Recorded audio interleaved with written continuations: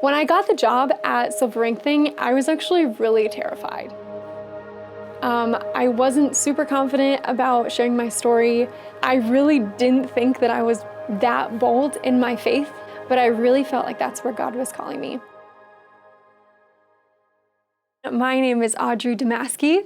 I have been going to Christ Church for about 2 years now, and I'm so excited to share my story with you.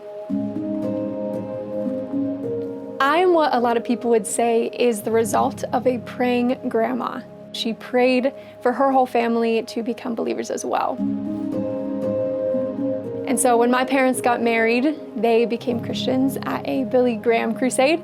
And so growing up, I was very much involved with the church and just grew up among a lot of believers. I went to a Silver Ring Thing event when I was in 6th grade, and I started wearing a silver ring. I got really used to explaining what my ring was, and it got to be a tool of evangelism. After high school, I was really looking for what college I was going to go to. I was really trying to ask God where I should go because I didn't know what I want to do with my life. And so for the next 4 years, I attended Waynesburg University. I got really involved with Young Life on campus and just tried to get involved in as many ministry things as possible. As I was getting ready to graduate from college, I was looking into what I wanted to do next as a job.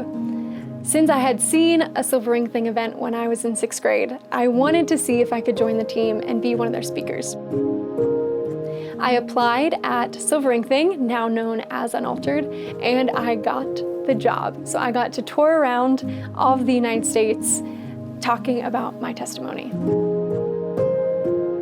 So with a lot of fear and not a lot of confidence, I was just really starting this journey of learning that God wants to speak to me and wants to use me. In 2020, I no longer had a job. So I went back to my home, I went back to living with my parents and started asking God, what did He want to do with this time? I sat at home and I was given a book called Experiencing God. One of the chapters in there was about seeing where God has already placed you. Looking around and wondering, why has God put me here to live? Why has God put these specific people around me? God, is there something here for me? And I was reminded about my heart for Pittsburgh. And so I started thinking about what would it be like to do ministry in Pittsburgh. And a couple months later, Nate Glover from Urban Impact called me and offered me a position at Urban Impact as one of their fellows.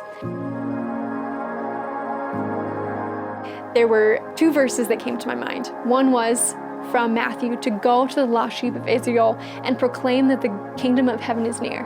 And the other was from Ezekiel, which says that I am sending you not to a people of a foreign tongue, but of people that speak the same language as you. God very clearly gave me a mission to go to the lost sheep of Israel and proclaim the good news. Because I trusted God, because I was bold, there's been so much fruit. And I have just loved getting to know the heart of God more and know what He's created me for. Christianity is not just a bunch of works that I do. When I sit with the Bible and when I sit with the Lord, He actually wants to have a relationship with me. Just like other people in the Bible, I see that I am an ordinary person that God loves so much and that He wanted to encounter me and wanted me to encounter Him to have a relationship and bring forth His kingdom on earth.